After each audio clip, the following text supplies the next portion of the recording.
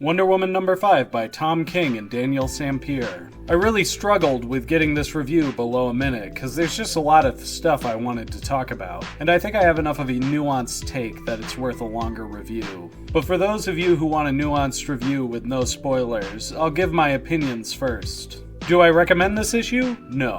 Am I going to drop the series over it? Still no. For those of you wanting a more detailed review than that, be warned, I will be spoiling almost the entirety of the comic. I will leave out the Trinity backup story though. I don't want to spoil everything the comic has to offer. First off, let's get the praise out of the way. Sampere is a 10 out of 10 artist, and he draws Wonder Woman like nobody else, and I can't stop loving it. Tom King's writing asks a lot of Sampere in this issue, like having to visually convey that Steel has been turned into a pig without any real establishing shots. He has to make a ton of characters stand out when I'm sure the only direction he was given was just draw him sitting in a chair menacingly, or have him huddle in a corner all creepy-like. And for the most part, he succeeded, though I think the archery contest falls a bit flat. All in all, it's a gorgeous-looking book, and I want to make that clear before I get into the meat of the writing. The premise for this book is after the declaration of war on Wonder Woman last issue, Steel goes on a recruiting spree for supervillains for an anti-Wonder Woman task force. This contrasts Wonder Woman's story, where she challenges Yara, Cassie, and Donna to contests of their choosing, so they won't interfere with the situation. King is a very methodical writer and likes to put in patterns when he is laying out his stories. And for this issue, it's 2 one-page vignettes of Steel recruiting villains with no dialogue and the story being told through narration boxes. He alternates this with 4 pages of Wonder Woman challenging her sidekicks with no narration. This is repeated 3 times. Sometimes King's unique approach to structure works really well at establishing theme and character. This is one of the times it detracts more than it supports, though. It does do a good job of establishing that Diana is different from Steel. Though I wouldn't say for any reason that is good, a lot of why they are different in this issue has way more to do with presentation. And the stuff that doesn't have to do with presentation makes Wonder Woman look like a dick.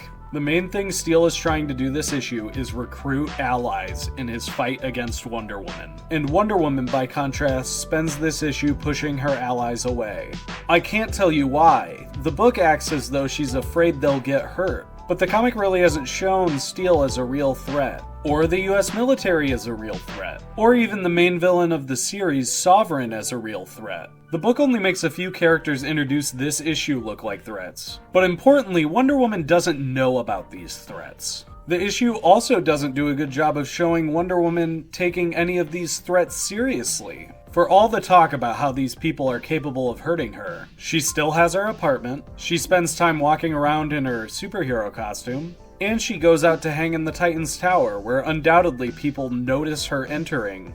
This entire book hinges on the idea that there's an active threat on Diana's life, so much so that she needs to keep everyone she knows as far away from her as possible. But it just assumes you'll take that for granted, even though there's no evidence that's the case. And that's just the problem with the core premise of the book. Once you get into the actual writing, especially the dialogue, it's exclusively about how great Wonder Woman is, which is fine in theory, but that's also what the dialogue has been about for the last 4 issues. And while I like to get a closer look into why all the Wonder Girls love and respect Diana, I would have much preferred them pointing out how Diana is being short-sighted and selfish. Not a single one of them points out that despite Wonder Woman being specifically called out, Axe is inherently an organization targeted against all of them, and that this conflict in general isn't Wonder Woman's sole fight. Instead, everyone's sole reason seems to be that they love Wonder Woman so much that they need to help her. Which is just the weakest argument I could imagine making. But I guess it is the argument that heaps the most praise on Wonder Woman. And that's really the biggest problem this run has in general.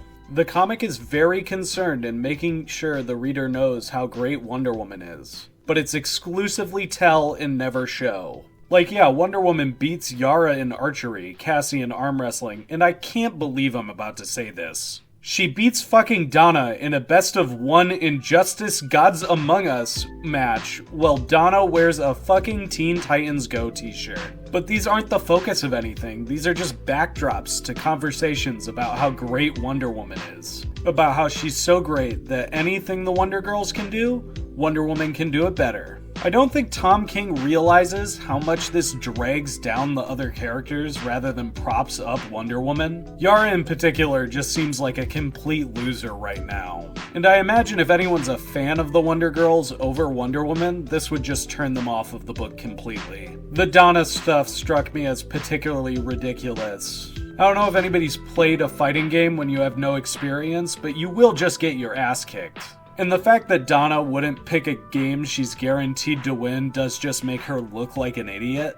All of this just ends up dragging down her allies, and it also just makes for really boring scenes. I think it's also important to look at the greater context of this issue. The first issue of this run came out in September. And if we want to get really technical, we could boil this issue down to the premise of Wonder Woman does a goofy thing while everybody else prepares to kill her. But I don't know if you remember the review from last issue, but the premise was Wonder Woman does goofy shit while other people prepare to kill her. King's objectively a good writer, and I've enjoyed most of this series. But goddamn, I want Wonder Woman to beat up an enemy she actually struggles against. I don't want her to fight Steel, who she can beat in a fight. I don't want her to beat up her allies, who she can apparently beat up in a fight. I don't want her to beat up the military, who she can beat up in a fight. This issue set up people who might be interesting for Wonder Woman to fight, but it doesn't exactly promise that there will be a fight next issue. And with the pace the story is currently going, I wouldn't be surprised if next issue is just more setup. Just for comparison, I've heard a lot of people complaining that the first issue of Hickman's Ultimate Spider-Man is just setup. But Hickman does a really good job of promising that next issue is going to have some Spider-Man action.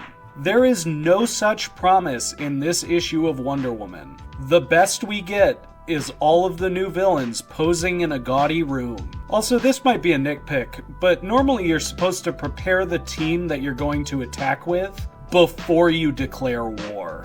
It's all incredibly frustrating. I don't want to be negative on this channel. It's why I decided to call myself Positively Comics. At the same time, I'm not just going to give every comic a free pass. This run still has a lot going for it, and overall, I think it could be great.